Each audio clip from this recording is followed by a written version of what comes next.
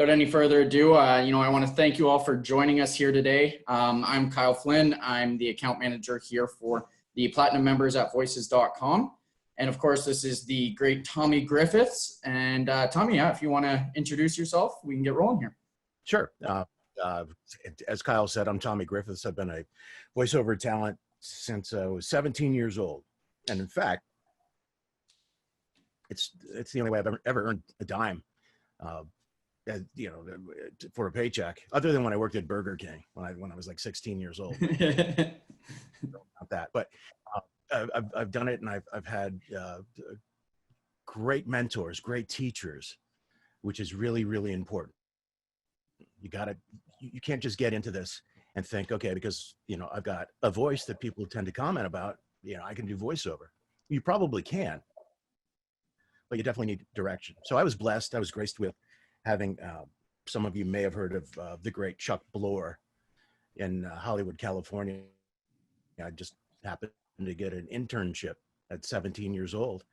And ever since then, I've been doing this. And now at the age of, I hate to reveal it, 58, that's 40 something years, if my math is correct. My brain is addled like age. But, it's a very doable thing, voiceover. I think anybody and everybody can have some success with it. How much success, that's up to you. And when people come to me as a coach, I'm also a voiceover coach, more active in voiceover as a performer, and then as a coach on the side, which I love to do, and I can explain exactly why. You'll get it in a second. But it's something that you do every day. You do voiceover every day, and you don't even think about it. You do commercials every day. When you talk to somebody about this fantastic movie that you just saw, or the most delicious pizza you've ever sunk your teeth into, oh my gosh, it's awesome. You tell people, you give people your opinions. You tell stories every day with your voice. And the difference is, in voiceover, you're using someone else's words other than your own, which is kind of a unique situation when you think about it. How often do you read other people's words out loud? Other than if you were a public speaker, maybe you speak in church, or maybe you speak, in whatever meeting. It's a very unusual thing to do, and it's unnatural as well. And I think that's why so many people sound unnatural at first when doing this, but we're going to get into that. So back to the mentorships that I've had, all these people that I've had the pleasure of working with, and it's made it possible for me to be graced with some pretty cool gigs. If it passes the focus group, and I'm by no means am I revealing any political allegiance by saying this. I sometimes you just have to hold your nose when you do jobs, but my voice is being tested through focus groups for the national TV campaign for President Trump, which is kind of cool. Whether you're Trump or not for Trump, whatever, it doesn't matter. I think you'd take the gig unless you really have scruples and morals, like some of us. Like it's the definition of that. I mean, clearly, and I know there'll be questions about that. I've been doing a lot of political ads lately, and you just do it. It's your job. You just do the work.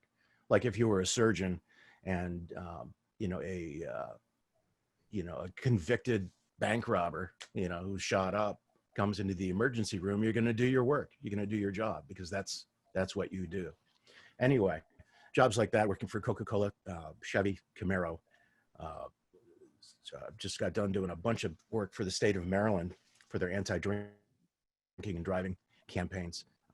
A lot of cool stuff, and that comes from working hard and having great mentors and teachers and coaches, people who direct you. And directing is extremely important in all this. And that's really the title of the seminar. To sum it up, I'm sure you're all aware of the title of the seminar is How to Direct Yourself. But you think about it, a lot of voiceover talent, even some of the most seasoned, don't even think about the fact that, wait a minute, there's no director here. As a voice talent, say you're doing a really cool job from voices.com, and you are the talent. Obviously, you are your own audio engineer, you're your own producer, you're your own accountant, marketing director, janitor, whatever it is that brings it all together. But so many people drop the ball when it comes to director. You have to direct yourself. You're doing everything else, right? You're not hiring people. Maybe you have accountants or whatever, but you have to direct yourself. If you, and I'm going to repeat this ad nauseum, this is the most important thing you're going to hear all day. If you do not direct yourself, you're just reading words, and anybody can read words. Anyone. Uh, those who are, those who have issues, can't read. I'm talking about people that have voices and are literate. They can read. And there are people out there, and Kyle knows this, with beautiful voices, just gorgeous. I would, I can't say I would give whatever for having a voice like that, but there are voices out there that are just like sent from heaven, just beautiful, gorgeous voices. But that doesn't matter anymore. That is not what it's all about. It's about speaking from the heart. It's about speaking from a place of emotion and from an attitude. And if you can do that, you will kill. You will rake. I'm telling you. If you go up against somebody that just has a voice of God, you and this other person for a job, and you're the one that can tap into the intent of the writer. You're the one who delivers from a point of view with an attitude that, and here's the key, that is genuine, that is natural, not conversational. We'll get into that. Conversational is completely different. Conversational is the way we're speaking right now. And that's kind of sloppy when you think about it. There's a lot of ums and ahs and verbal pauses, and it gets just, it lacks energy. So you don't want to go for conversational. You want to go for what sounds natural, and we'll get more into that. But if you can really tap into a natural place internally, tap into that with someone else's words, make them your own. You may not believe in what you're saying, but you better. You have to believe it. You can't try to sound like you believe it, because if you're sounding like you believe it, you're sounding like you don't believe it. There's a difference between actually believing the text, believing the script, and trying to emulate what you think that person or as a narrator should sound like. People's, I guess, their sensitivity to media these days, given technology, the BS meter will peg into the red immediately if they hear someone trying to sound like they know what they're talking about or trying to sound like they really care. You can't sound like you care. You must care. And that is the difference. And that's where directing yourself comes from. That is the reason why you need to direct yourself, because you need to ask yourself a lot of questions about the script. And I know time is of the essence, and there are people who will say that, if you can just crank out as many auditions as possible, that's the key. Sure. I mean, the more auditions that you record, it seems like the number of jobs that you will land will increase. But I'm talking more about batting average. The more that you really spend just an extra 5 or 10 minutes into thinking about the script, identifying the emotions that are in there, and trying to relate to that from your own personality, your own life experiences. Those are the things that are going to make your audition or your read unique. How many times have you listened to your auditions, your demos, samples, and all that, and they all kind of sound the same? And it's just sort of the same, what I call default delivery. You're going to that place that's comfortable, that place that feels like internally, yeah, that's my voiceover voice. But that's not what you should be going for. You should be going for, that is my voice when I'm talking about the American Red Cross and giving blood and caring about cancer patients who need platelets. That's what you need to tap into. Not, this is the voice that makes me really comfortable, and I'm going to just gratuitously go up and down and use vocal range and make sure that I cover every note that's, blah, blah, blah, blah, blah. And it sounds like you're puking by the time you're done. That's not what you want to do. You want to find meaning and particularly meaning that means something to you. And I'm going to show you how to do that in just a second. It's a lot easier to explain than it is to execute, because it really is very simple. And to go back to where we started, you do it every day with your own words, however. So the first thing you want to do is, and I can share, is that correct, Kyle? No, I can't share. Okay, but that's all right. I was just going to bring up any script. Oh, here, let me, when you, I'll actually, okay, that's fine. Able to go ahead with sharing now. Okay, great. Let me find the script now. So as I'm talking, let's see if I can do this and chew gum at the same time. The thing that you want to do, obviously, is familiarize with yourself with the script as much as you can. And of course, time is of the essence. But before you can make decisions about how you're going to direct yourself, you have to know what you're talking about. You need to read the script to yourself. Do not ever just start reading the script out loud, even if you're not recording yourself, because you could fall into a certain way of reading it that you're going to have to undo. It's almost like it's just a natural human habit. But figure out what is the script all about. Here's a script from a documentary that I did about snow leopards in Pakistan, and I can play a little bit of the video for you later if that's even necessary. But let me bring the script up. So what you want to do is just get a feel for, here's some of the stuff here. Just get a feel for what this is about. So at first glance, we know this is something about taking care of these beautiful animals. And hopefully, if the client is good, they're going to give you direction. They're going to give you as much direction as possible. But how many times have you looked at an audition for a job on voices.com and it says, gal next door, conversational, friendly? What does that mean? It's so vague. This is where the creative process comes in voiceover. Your interpretation of that. Are you going to be you? Are you going to be someone else? You should always be you, by the way, because no one is better at being you than you, if you think about that. And I don't know who said it, but you got to be you because everyone else was taken. So just be you, and it will be so much easier, and it will be so much more natural. So there's in these 3 steps that I want to explain. The first step is to just read to yourself, read silently the script. The second step that you want to take care of before we get into the directing is to read the script out loud, but still with no inflection. You don't have to read the entire script, just parts that you may have trouble with, where there's like strange word transitions. Maybe there are some words that you're not familiar with, especially proper names, geographic areas, etc. You're going to have questions like right here. The overall aim of PSLEP, or is that PSLEP, or is that PSLEP, or what is it?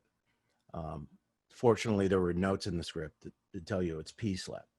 You got to get all these things out. You got to flesh them out before you can really, with comfort, go through the script. Himalaya, Karakoram, Karakoram, what is it? Pamir, Hindu Kush. All of these words are clearly words that you don't use every day. I don't know when the last time it was that I said this. But once you flesh that out and you're comfortable with the subject matter, the words, and the pronunciation, in a sense, you're developing a bit of muscle memory for whatever it is in your mouth and vocal complex that makes the words. Once you get through that, then here's the money step. I don't mean to diminish the importance of, identifying the meaning of the script and identifying what the pronunciations are and all that. That's certainly important because credibility is everything as a narrator, especially in something like this. But that third step is the question: how do you direct yourself? And that's why we're all here. How do you direct yourself? You direct yourself by asking a number of questions. Some of the questions you can answer from the information that you've gleaned from reading the script. It's about saving these snow leopards. So I know that I'm going to have a little bit of more than a little. I'm going to have compassion for this. The idea of this is to reduce, as it says here, and even the second paragraph, reduce the threats through all these different suggestions that they have. They may be asking for money later on, who knows? But they're talking about these beautiful animals. You should see the video. I may show you a little bit of that. Other questions. Who am I speaking to? Who is the audience? What is my relationship to the audience? We talk to different people in different ways. You talk to your kids in a different way than you talk to your friends at work or the neighbor across the street or your best friend or your significant other, whomever it is.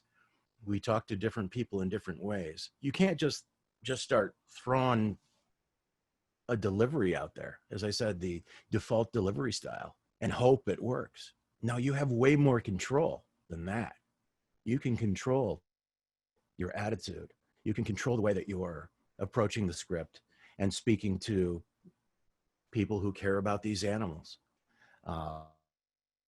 Maybe, and you can get more information from the client. The clients are generally very happy to share as much information as possible if it makes the read better. Clients are notoriously under-delivering information when it comes to how to deliver a script or how to direct yourself. And I suspect it's just because they don't know. They're good at what they do, whatever, the folks who do the Snow Leopard Foundation in Pakistan, they're good at what they do. They've made progress in protecting these animals. You're good at what you do. That's why you do voiceover. So you need to take what they give you, and they're going to assume that you're going to know everything, but you're not. And you're going to ask the questions that make sense. What else do you need to ask yourself? Attitude. How do you feel about what you're saying? You're going to get through. You're going to make the point of whatever is in the script far more deeply and readily if you talk from a point of view, if you speak from a perspective, because emotion is what cuts through. It's not the words. It's not the sound of your beautiful voice. I'm sure you all have wonderful voices. That's why you're here. But what is it that sets the people apart that get the work? What is it that they do that's different? Why do you see that some of the same people get the same work or get all the work? It's because they're doing this. They're breaking down the script and digesting it in an emotional way. And they are speaking from the heart. What comes from the heart goes to the heart. Think about that. What comes from the heart goes to the heart. And when I say comes from the heart, I mean genuinely comes from the heart. Again, you can't try to emulate someone who cares. You have to be someone who cares. And if that means thinking back on your puppy from your childhood, or in this case we're talking about these beautiful animals, then so be it. Visualize that. That's the next word that's key in how do you direct yourself. Visualization. Visualize not only who you're speaking to, but what you're speaking about.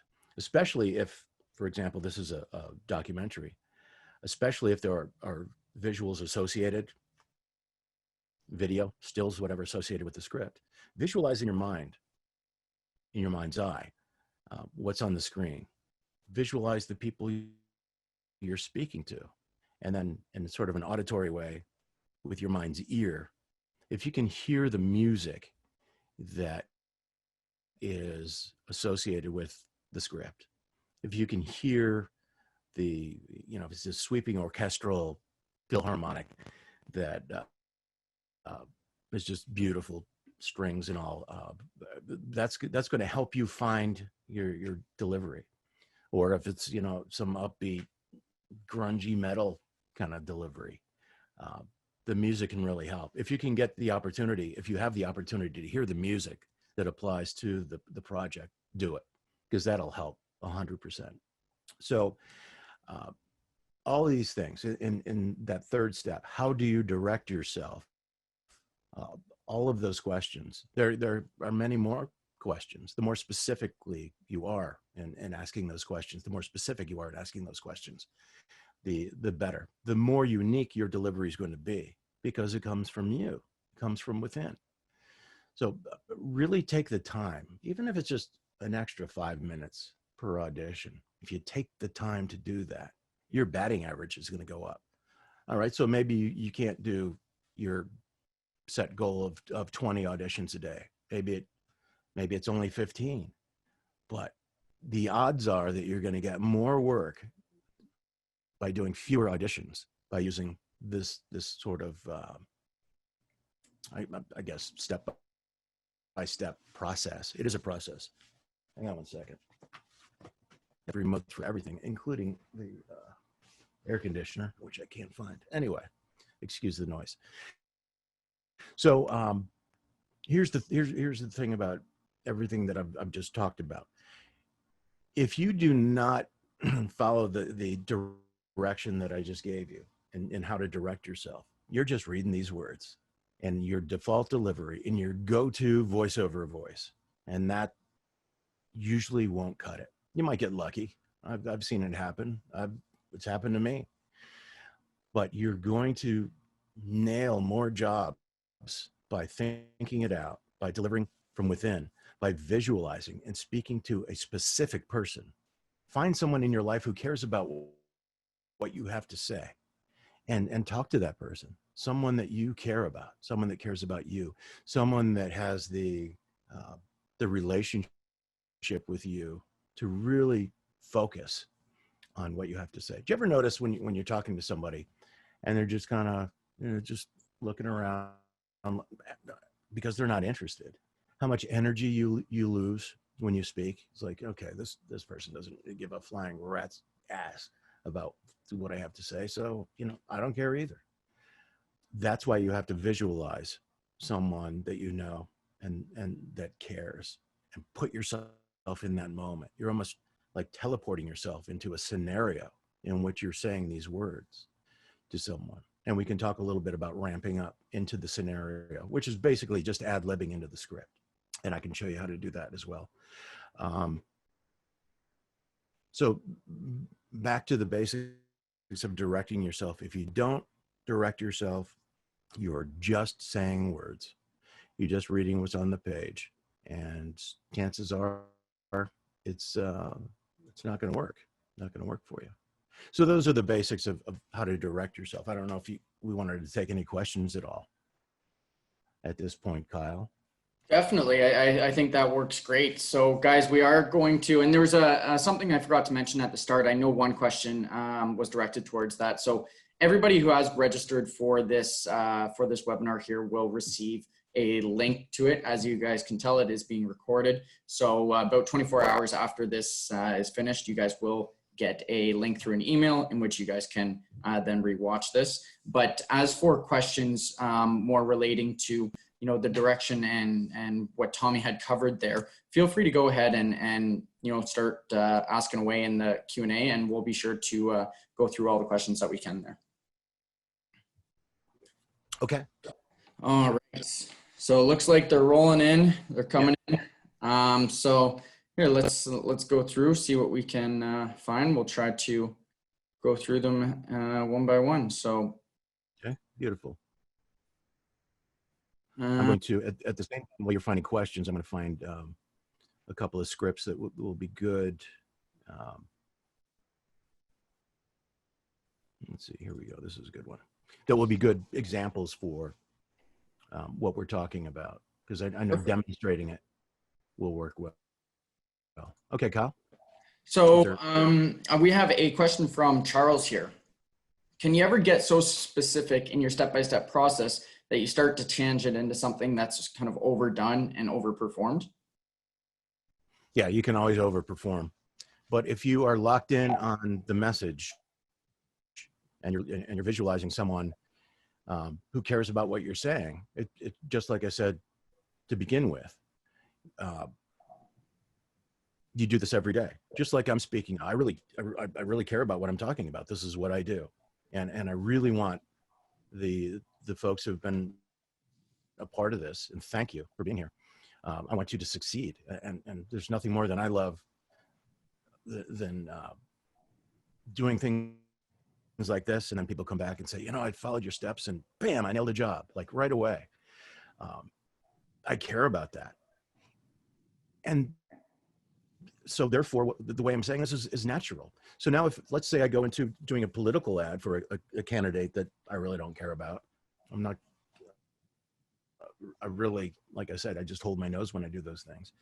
All right, so I'm not going to talk about candidate A or candidate B or think about candidate A or candidate B. I'm going to put myself in a situation where I'm talking about a really close friend whom I care about and support and really want to succeed. And I'm going to just put myself there and talk about candidate A or candidate B in that way. You can't overdo it if you're doing it the right way.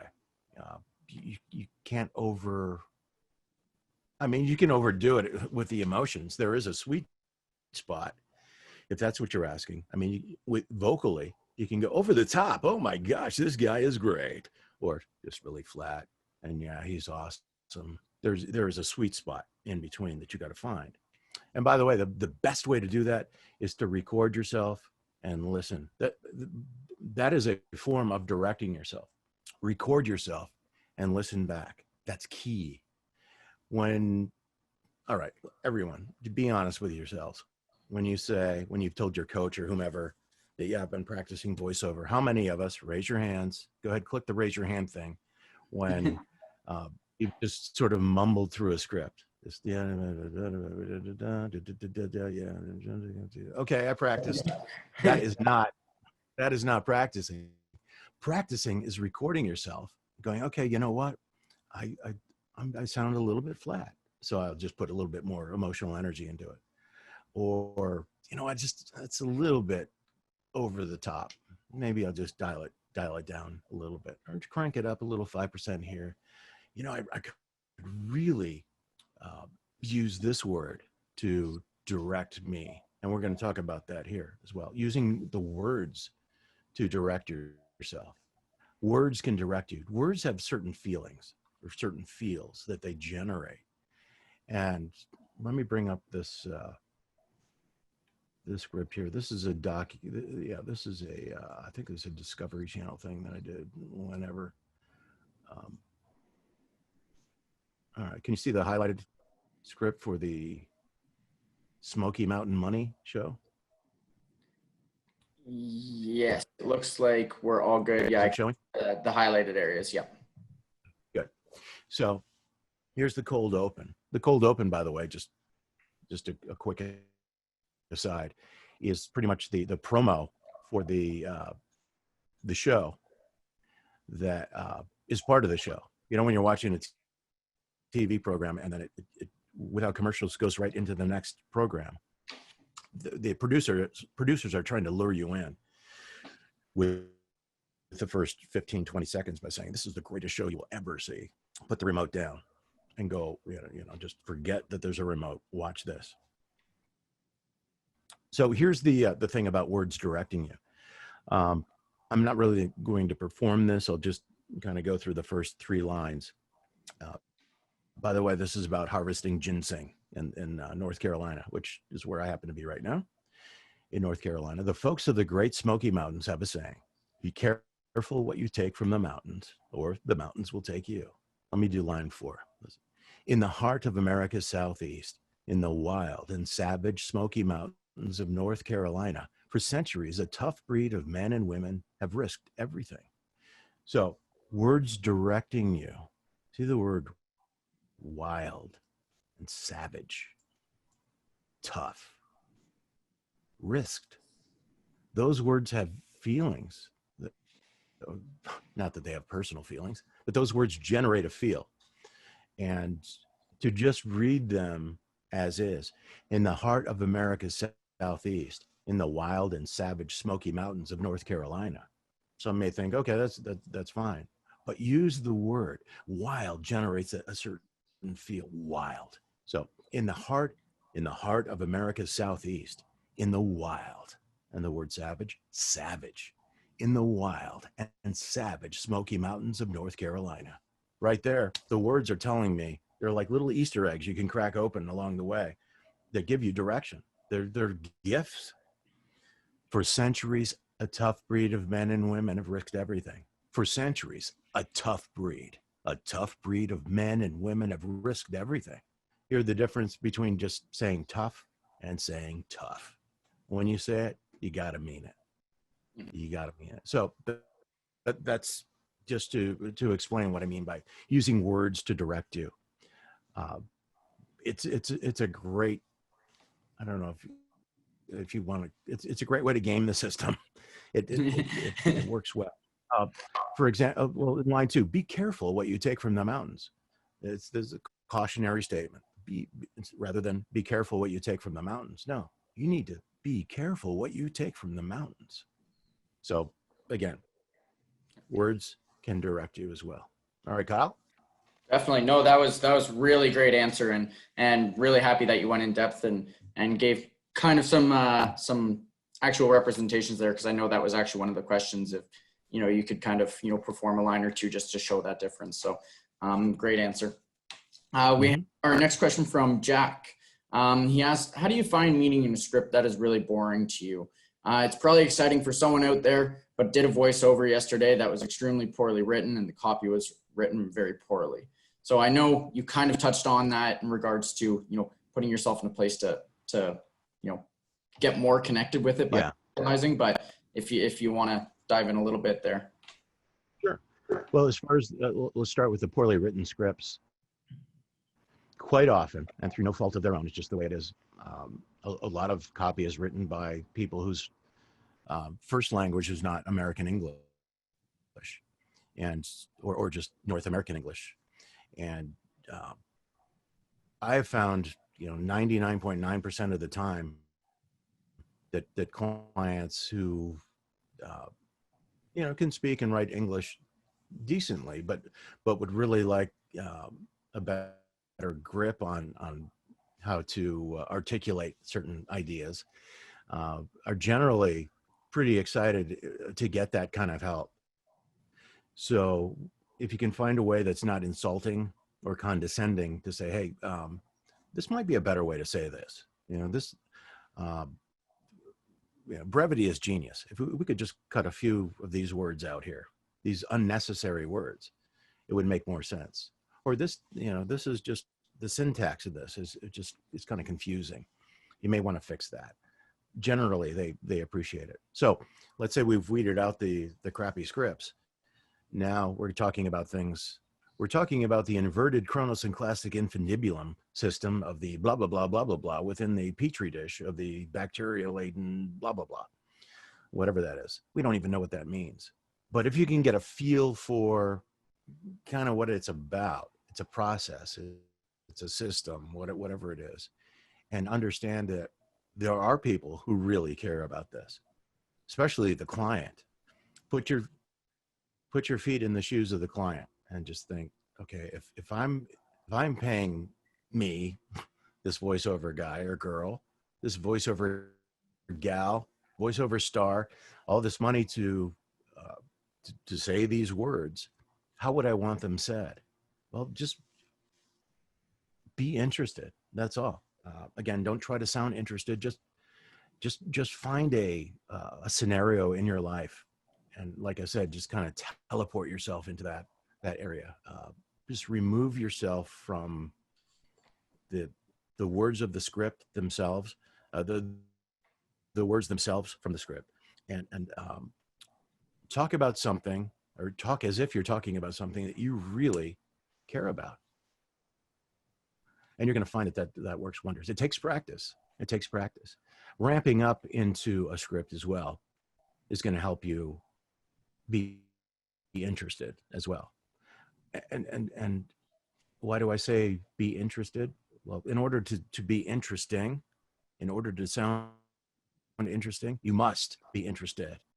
You have to be interested. So I'm going to talk to you a little bit about these people in North Carolina.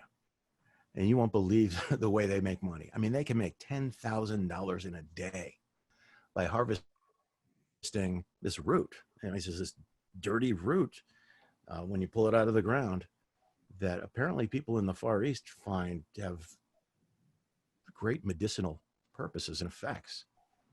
And these folks who harvest these roots, or this ginseng, as it's called, they have a saying. The folks of the Great Smoky Mountains have a saying: be careful what you take from the mountains, or the mountains will take you. In the heart of America's Southeast, in the wild and savage Smoky Mountains of North Carolina, for centuries, a tough breed of men and women have risked everything. Did you hear how I ramped up into the script, dovetailed into it, hopefully seamlessly, where you couldn't hear the difference between the ad lib and the script? Just sort of find your voice and get yourself interested in what you have to say. What I was doing is like, I want to tell you the story about these people. It's so unique and so cool. They're from the Smoky Mountains. And let me tell you, the folks of the Great Smoky Mountains have a saying: be careful what you take from the mountains, or the mountains will take you. That's just one of 1,000 ways to do the script. But the point is that you can ad lib your way into the script, and it sounds far more natural. It is far more natural in the delivery, rather than just saying the words. Again, everything that we're talking about is a choice. Your attitude, your point of view, the tone, who you're speaking to, what is your relationship to the people or person that you're speaking to. All of those are choices. If you don't make choices, you're just reading words, and anyone can do that. I can't stress that anymore. I'll repeat it. If you're not making choices, you're just reading words. And to me personally, just reading words is like the cardinal sin of voiceover. Yeah, okay, there are words on the page. Here's another thing, talking about choices. You have far more freedom to deliver the script in the way that you want to than you think you do. Not just in vocal range and melody and all that, but in meter and pacing. For example, let's look at line 1. The folks of the Great Smoky Mountains have a saying. I just read that the way it is on the script, one word after the next, after the next, after the next. But you have the freedom to read that any way you want. The folks of the Great Smoky Mountains have a saying. So after mountains, I put a little beat, a little hesitation. The folks of the Great Smoky Mountains have a saying. After have, I put a little hesitation. Those are choices. To just read the folks of the Great Smoky Mountains have a saying is the way 99% of those you are competing against in this global voiceover workforce. And you want to stand out with quality. You want to put your creative juices into this and make those choices. Be careful what you take from the mountains. Be careful what you take from the mountains. Be careful what you take from the mountains. Be careful what you take from the mountains. Hear the difference? Sometimes I'm just stretching some words here. I'm not just saying word after word after word. Because again, you have the freedom, the creative freedom to deliver those words any way you want. It's got to make sense. I mean, you can't be different just gratuitously for the sake of being different. You don't want to scream the words or whisper them just to make them different. But if it makes sense and if it's appropriate, be careful. Sometimes when we're talking to people and we're like, gotta be careful, it's almost in a whispery tone, use that. Be careful what you take from the mountains. Or maybe dad was stern when he told you to be careful. Be careful what you take from the mountains. Those are choices. Doesn't matter what your choices are. Some choices are better than others. And that's the decision you have to make.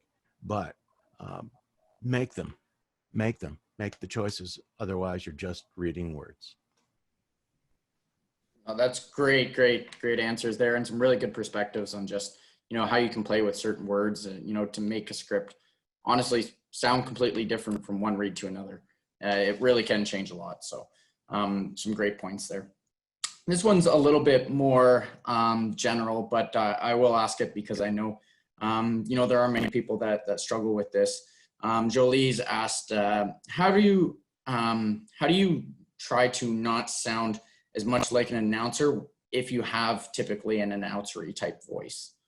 How do you try to get more conversational, more natural, kind of like what you've been speaking about, that natural sound? By doing exactly what we're talking about. Yeah, by doing it precisely, Jolie, what we were talking about, and that is just talking.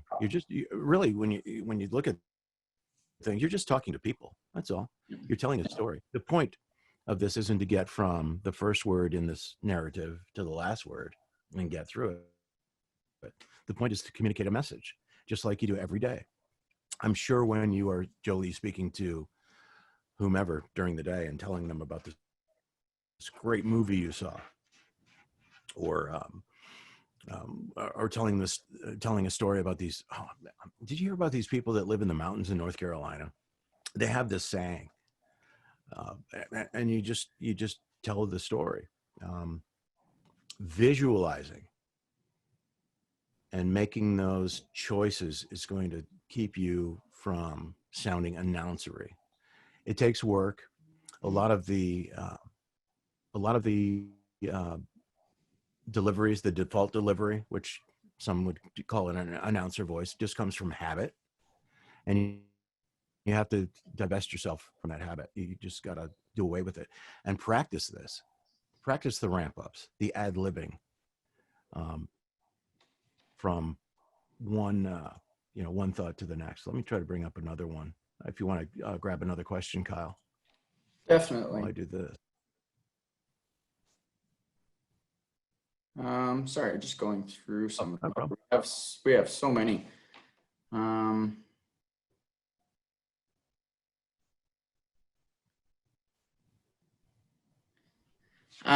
Daniel's saying, sometimes when he's doing this, he starts to second guess about whether his direction is right. And do you see that as an issue? And can we believe that the client can like the quality of voice, but understand, and interpret, a tweak here or there? If it's an issue, how do you overcome that? In regards to second guessing yourself on the direction you're giving, How do you deal with that? Sometimes you can do this. You can, in certain opportunities in an audition, offer up various iterations of the read. I'm trying to see. Just trying to find another script. It doesn't matter which one it is. Let me just pull this up. If you can have the opportunity to deliver the same line 3 or 4 different ways, especially in a shorter script, then that will let the client know that, this person delivers with diversity and can certainly cover the bases that I'm looking for. Plus, it gives you the here we go. And no, that's not it. I don't want that. So if you can offer up several different takes of one line or a couple of lines, that will CYA, that'll cover your butt. we'll use this one. Also, second guessing yourself. Confidence is everything. Anxiety is a voiceover killer. You just got to believe in yourself and believe in your craft, believe in your abilities, and know that, there's a reason you're doing this. It's because you can do it. And if you do not deliver precisely what the client's looking for, whether it's an audition or a job, if it's a job, you're going to get feedback and probably redo it. If it's an audition, the worst that happens is you don't get the job. But you just have to believe in yourself and know that you're not going to nail it every time. You just got to, obviously you're going to deliver your best. The audio quality counts as well, not just the delivery. But in my mind, delivery is everything. Also, experience, just being able to absorb the blows, the ego, Definitely. the blows of ego. Definitely. So that's my answer to that one. I know you were looking for a script there. Do you want me to throw another one at you, or? Yeah, you can throw another one. All right. Out there. So an anonymous question here. One of the people in the attendees there is actually from an actor's background, and doing all the prep stuff and getting ready for that read, sometimes you get a certain read stuck in your head and it's like a tape running and you just can't get rid of it. What do you suggest to try to clear the slate? Yeah, I know what you're saying, and that's an excellent question. That's why, for those who were with us earlier in the session, why I said the first thing you never want to do is read a script out loud, because it's going to burn in your head and it's going to be like a tape, replaying. You want to avoid that as much as possible, and go through those steps. Read it silently, read it to yourself out loud, slowly, without any inflection. And then thirdly, the question, how do I direct myself? Or what are the choices I'm going to make that are appropriate for this and that come from within, that come from the heart? And you should not have that issue, but it happens. And sometimes silly things. Sometimes I'll just go for a quick walk. I'll take my dog out, go brush my teeth. It just makes me feel cleaner. I don't know. It'll almost brush away the old read. Just kind of focus away from wherever your head was at, and try to forget about it as much as possible. That would be my advice for that. But that's a good question. I know exactly what you're saying. What you're saying. Definitely. All right. Let's see.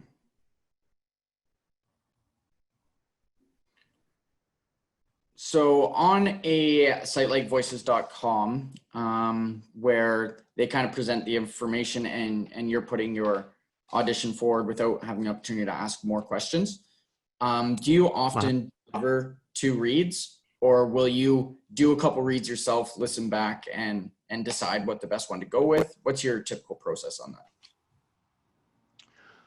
Excellent question, which also ties in to the record yourself and listen back, record and listen back. What I will do is, I can bring up that script now. Okay, come on. There you are. There you go, little guy. I got it. Hang on. And that's it. So for example, let's say I'm reading this line here. What I will do, sometimes I'll do a one line 2 or 3 times or 4 times, and then the next line 2 or 3 or 4 times. And then as I edit, because I'm going to edit anyway, chances are I'm going to screw it up. We all trip up, by the way. Do not let that get to your head, tripping up. We all do it. And it's like, I can't do voiceover. I trip up all the time. Everyone trips up all the time. It's not about, delivering each word perfectly, word after word. That's why we edit. since you're going to edit anyway. Look at the highlighted line. Landscape management will essentially involve managing snow leopard model landscapes in an integrated and holistic fashion. Landscape management will essentially involve managing snow leopard model landscapes. I'll just, for time purposes. Or landscape management will essentially involve managing snow leopard model landscapes. Next line. All land usage practices in the target areas. I just screwed that up. All land usage practices in the target areas will be incorporated into a single management process. So I'll go through after reading. Okay, I like the second take of that first line. I like the third take of that second line, and so on and so forth. And I hope that answers the question. You just pick the best of the best. Now, when you're editing from line to line, you got to make sure that the transition is right. You got to make sure that the levels are correct and that the inflection flows, from one line to the next. But if you think about it, that's the way movies are shot.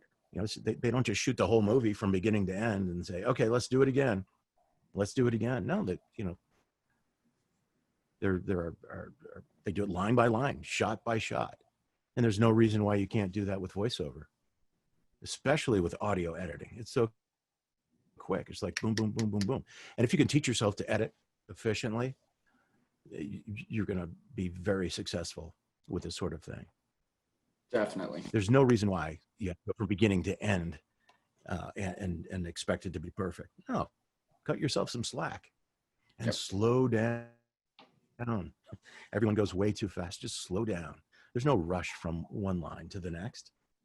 You can always, especially any, 2 or 3 second silent gaps, you can close those up a little bit.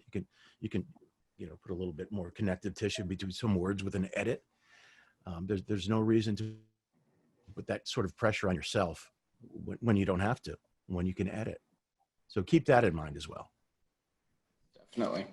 No, that is some really great tips, and especially editing can take you a long way, because like you said, and even if you nail one, right off the get-go, where, maybe you do go start to finish and you nail it, to have that as a consistent workflow is really going to be tasking and is going to put a lot of stress and time to your workflow. So definitely. Yeah, you definitely want it to alleviate as much stress and anxiety as possible. Like I said, anxiety is a voiceover killer. People know how you feel by the tone of your voice, and it's really self-defeating when you've done all this work and you've done all this thinking and analysis and directing yourself, and then it's so suddenly just you're overwhelmed with that natural anxiety. It's the last thing you want. Definitely. So I know that we can't take every question, but if people want to reach out and ask questions, I will absolutely answer every question. I was just about to say that's sent. We'll end on here since it's 1 o'clock. Tommy, how do we contact you for coaching? Okay, you can go to TommyGriffiths.com. TommyGriffiths, as you can see in the Tommy Griffiths Voice Services.com. There's a contact thing there in coaching. I will answer any of your questions. I will answer all the questions. So, and one of the reasons people often ask, why the coaching thing? It helps me with my voiceover stuff. I think you got to be best at the basics to do well at anything. And it keeps me grounded, and it keeps me focused on what I have to do, what is necessary to deliver, a great performance. And just like anybody, any human being, I forget. I'm like, damn it, Tom, slow down. Or, if you're just rushing right into reading this, you're rushing to deliver the script. Slow down, take an extra 5 minutes, put your analysis into it. Really take the time to figure out what the message is and what the attitude is. And chances are it's going to go well. That's, you can only do your best. So yes, TommyGriffiths.com. And my phone number's on there if you want to call or text. Awesome. Awesome. Well, I just want to thank all of the attendees for joining us today. Of course, a reminder that you guys will be getting the link in about 24 hours. So you can expect to see that there, in which you'll be able to rewatch this at your convenience. Big thanks and round of applause to you, Tommy. Thank you very much for doing this with us. It was a pleasure. And Thank you. Thank you very much. I'm sure not only appreciated by me, but all the attendees here. So. Well, thank you. Kyle, you were great. And thanks to everyone who showed up today. I really appreciate it. And I know many of the people that I coach, well, some that I coach are great. So thanks again. Appreciate it. No problem. Alrighty, guys, we'll end on that. Have a great day, and look for that link tomorrow.